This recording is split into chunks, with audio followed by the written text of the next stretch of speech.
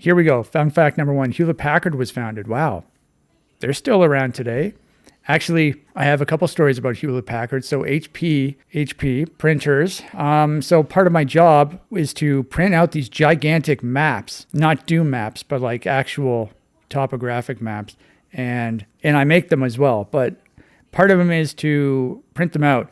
And so on these like 40-inch wide, not rolls of paper, not sheets, but like rolls of paper that are 40 inches wide. And the rolls we get are 200 feet long. So it's this like 200, I don't know, 40 inches. That's almost 4 feet tall. Well, it's like 3. Yeah, it's less than 3.5 feet tall.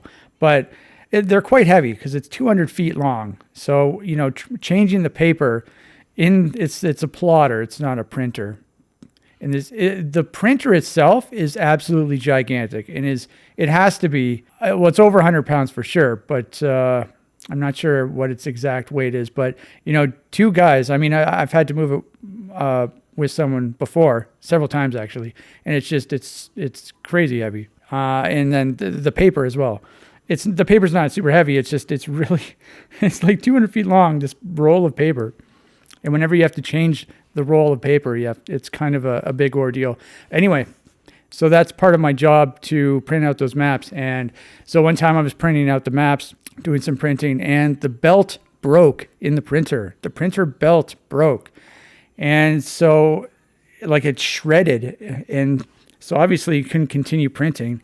And so, so that's, I print maps for my dad's company. And so, what happened later?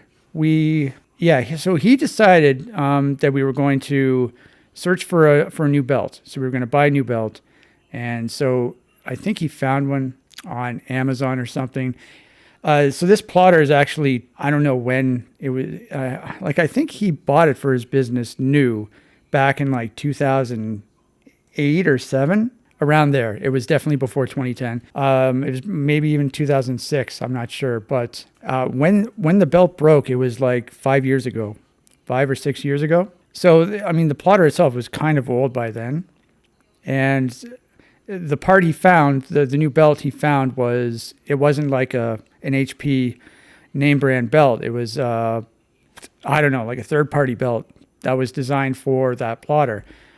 But he got it anyways, and we found this YouTube tutorial, a video on YouTube of this guy, I guess this printer expert, this plotter expert, taking you step by step how to replace this belt. And it was so complicated because the belt is like in the middle of like where everything is. And so like, I don't even know how long this tutorial was, but it was very long. We had to like take we were doing this together. We were trying to take what were we trying to do? We were trying to, keep track of this guy's video, trying to do every single step. And so we were taking off, like you had to take so much of the print. You basically had to take it apart almost, but you had to do specific things in a specific order. And it was so complicated, but we finally did it. And so we got the new belt on, and then it was a matter of putting everything back together. I mean, we could have, I don't know, we could have like had a technician come in and do that, but I don't know. I guess my dad wanted to do it himself, for us to do it ourselves. And then actually, I think he left, and I had to put it back together. So, but we did it. So that's a story. But yeah, that guy's tutorial video on how to replace the belt in the HP plotter, it was flawless. Like, he described every single detail, and there were no problems with it. It was perfect. It was impressive.